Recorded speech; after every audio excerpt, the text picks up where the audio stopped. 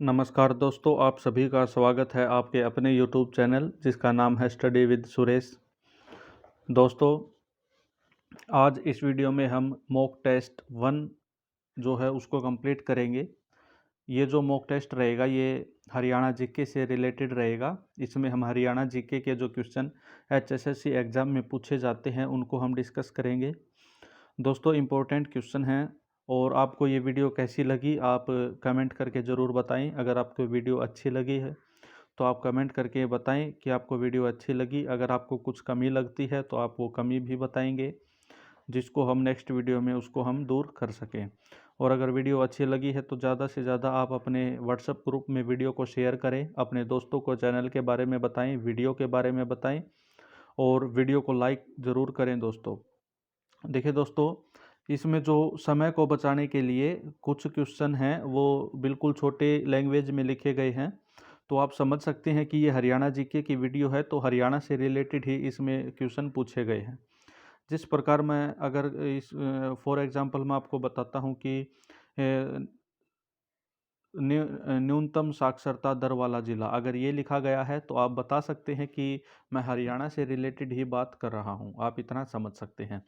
चलिए दोस्तों, first question आपकी मोबाइल स्क्रीन पे।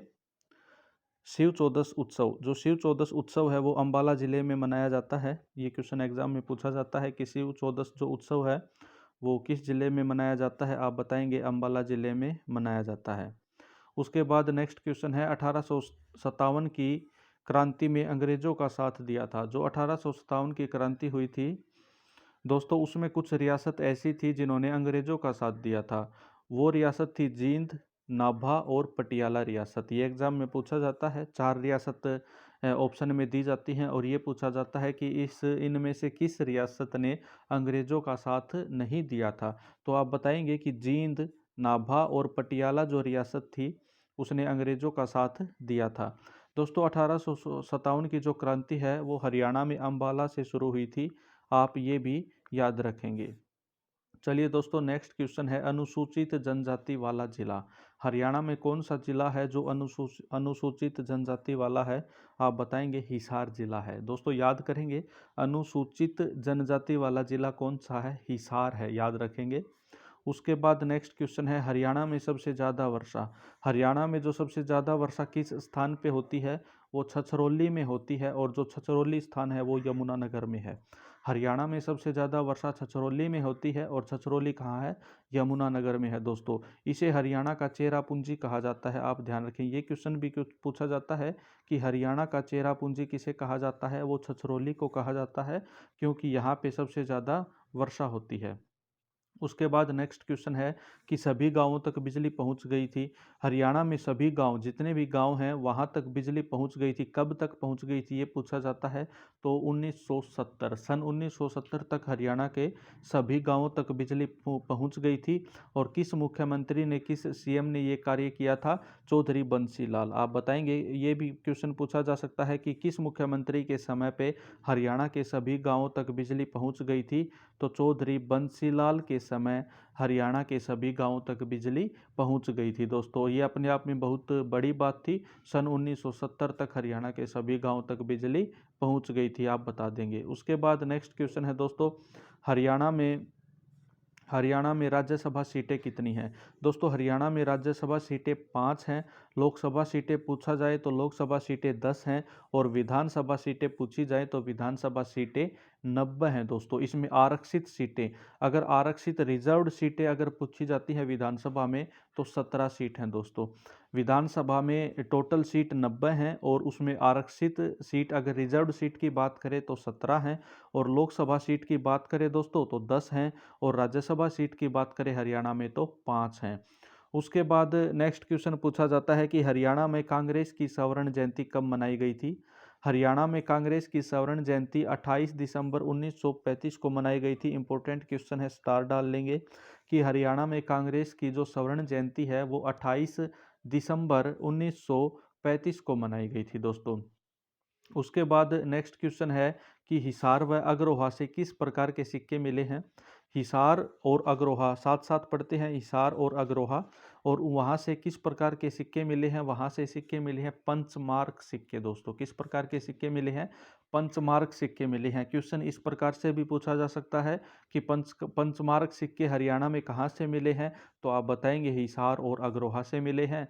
या क्वेश्चन पूछा जाए कि हिसार व अग्रोहा से किस प्रकार के सिक्के मिले हैं? तो पंचमार्क सिक्के मिले हैं दोस्तों। उसके बाद बात करते हैं प्रथम गैर कांग्रेसी मुख्यमंत्री कौन थे?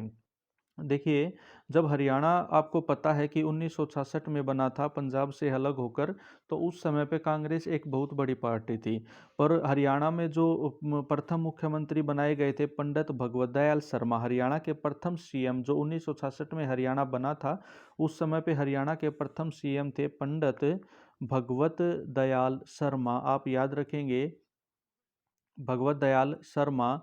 दोस्तों उसके बाद जब सेकंड नंबर पे जो सीएम बने थे हरियाणा के, वो कांग्रेस पार्टी से नहीं थे। भगवत दयाल शर्मा जो सीएम थे वो कांग्रेस पार्टी से बिलोंग करते थे। पर उनके बाद जो सेकंड नंबर पे जो हरियाणा में सीएम बने थे वो गैर कांग्रेसी मुख्यमंत्री थे। तो इसलिए ये पूछा जाता है, तो आप बताएंगे कि वो सीएम थे राव वीरेंद्र सिंह। कौन थे? वो राव वीरेंद्र सिंह थे। प्रथम गैर कांग्रेसी मुख्यमंत्री हरियाणा में आप बता देंगे राव वीरेंद्र सिंह। उसके बाद नेक्स्ट क्वेश्चन पूछा जाता है कि रोलेक्ट एक्ट का विरोध हरियाणा में कहाँ पे किया गया था?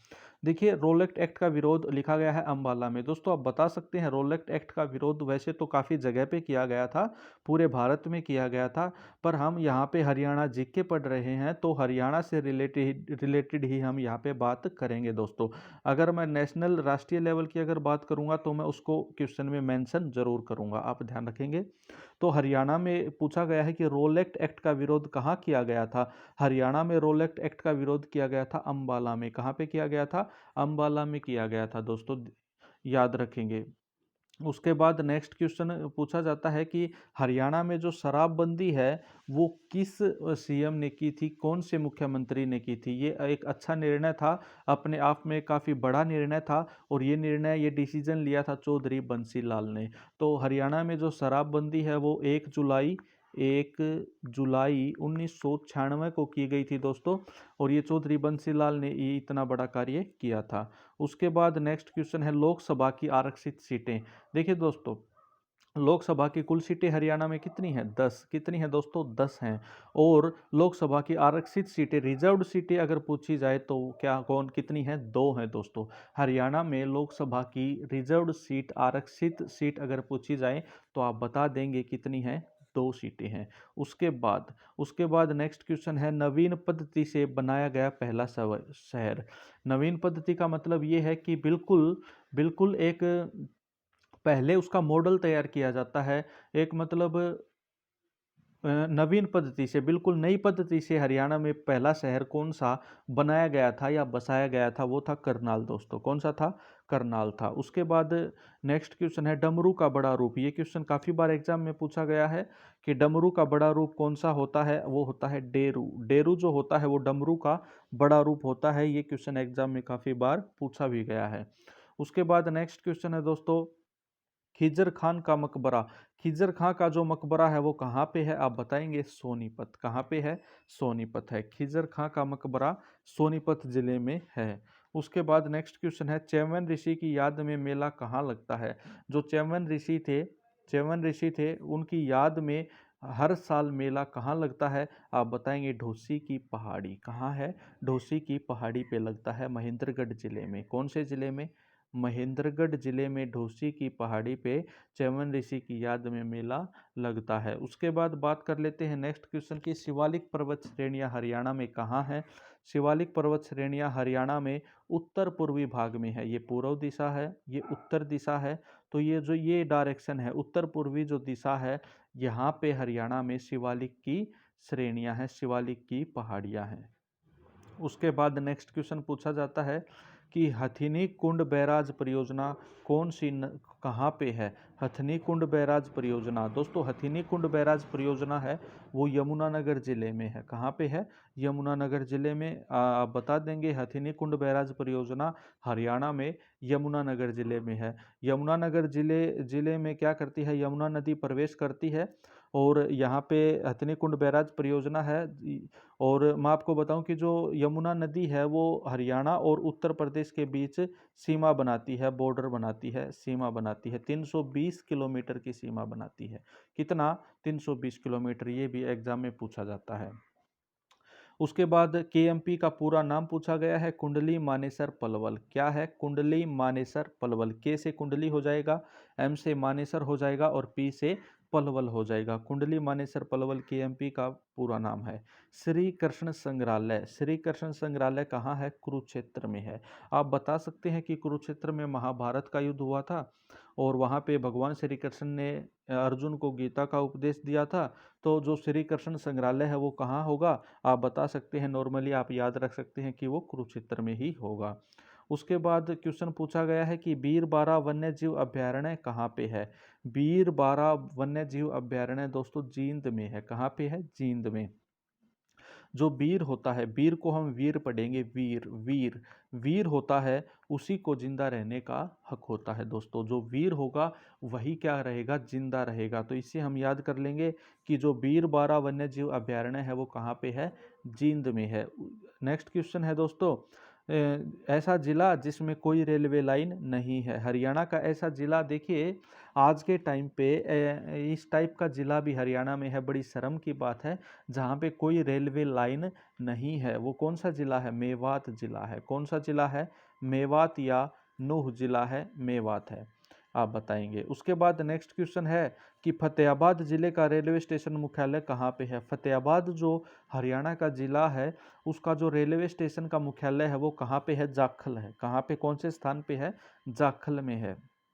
उसके बाद नेक्स्ट क्वेश्चन है रोहतक में कौन सा खनिज पदार्थ पाया जाता है? तो रोहतक में पाया जाता है दोस्तों चूना पत्थर। क्या पाया जाता है? चूना पत्थर पाया जाता है। देखिए वैसे हरियाणा में अगर मैक्सिमम खनिज पदार्थ की बात करें तो वो पाए जाते हैं दोस्तों महेंद्रगढ़ जिले में। कहाँ पे पाए जाते हैं? महेंद्रगढ़ जिले में। मैक्सिमम खनिज पदार्थ हरियाणा में महेंद्रगढ़ जिले में पाए जाते हैं। और अगर रोहतक में पूछा जाता है तो चूना पत्थर पाया जाता है। और अगर मैं आपसे पूछूं स्लेट पत्थर, अगर स्लेट पत्थर एग्जाम में मैं आपसे पूछूं या एग्जाम में आपसे पूछा जाए तो रेवाड़ी के कुंड ग्राम में पाया जाता है। कहाँ पाया जाता है? रेवाड़ी के कुंड ग्राम में स्लेट पत्थर पाया जाता है। ये आप ध्यान रखेंगे। उसके बाद आप बता सकते हैं शीतला माता का जो मेला है वो कहाँ लगता है? गुरुग्राम में लगता है। शीतला माता का मेला हरियाणा में गुरुग्राम में लगता है। जॉर्ज थॉमस की मृत्यु कहाँ हुई थी? बहरामपुर हुई थी। जॉर्ज थॉमस की मृत्यु कहाँ हुई थी? आप बता सकते हैं। जॉर्ज थॉमस की मृत्यु बहरामपुर में हुई थी। जॉर्ज थॉमस कहाँ से बिलोंग करते थे? ये आयरलैंड के निवासी थे। ये भी आप ध्यान रखेंगे। उसके बाद नेक्स्ट क्वेश्चन पूछा जाता है तिल्ली जूती कहाँ की प्रसिद्ध है? पूरे भारत में प्रसिद्ध है दोस्तों। बड़े गर्व की बात है हरियाणा के लिए कि पूरे भारत में तिल्ली जूती है वो कहाँ की प्रसिद्ध है? वो रेवाड़ी की प्रसिद्ध है। आप बताएंगे रेवाड़ी की। उसके बाद पित्तल बर्तन उद्योग भी पूरे भारत में प्रसिद्ध है। पित्तल बर्तन उद्योग वो भी कहाँ का प्रसिद्ध है? रेवाड़ी का प्रसिद्ध है।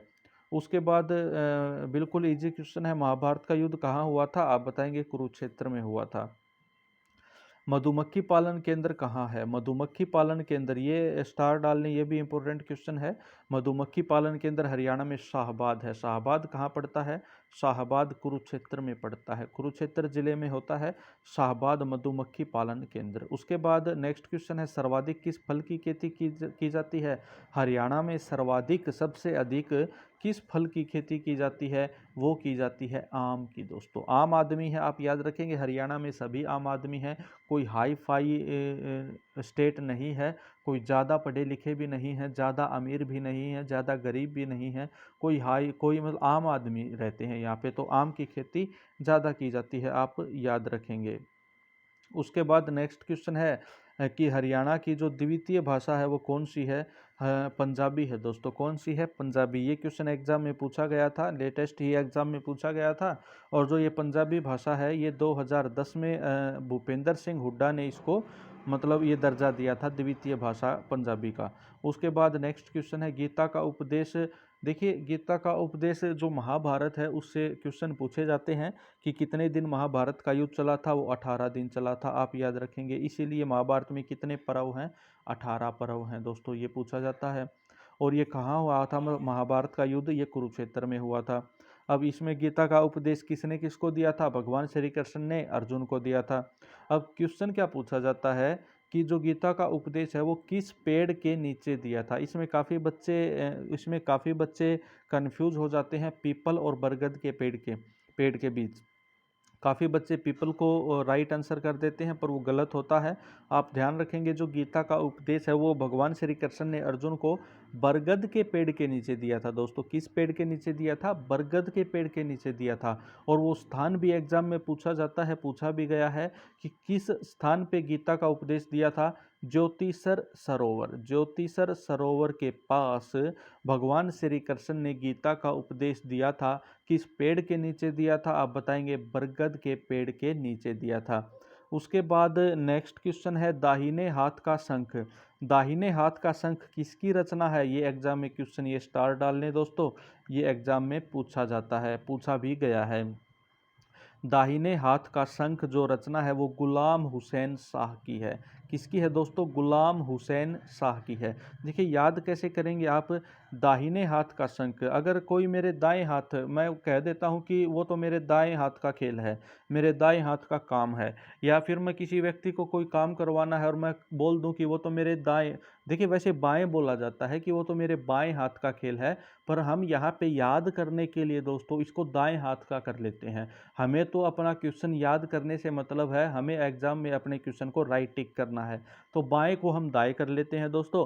कि मुझे किसी व्यक्ति से कोई काम निकलवाना है और मैं कहता हूं कि वो तो मेरे दाएं हाथ का खेल है, तो इसका मतलब वो क्या है, गुलाम है। वो व्यक्ति मेरा क्या है दोस्तों, गुलाम है। वो मेरी सारी बातें मानता है, वो मेरे काम को मना कर ही नहीं सकता। तो दोस्तों, दाहिने हाथ का शंख किसकी रचना है, गुलाम हुसैन शाह की रचना है।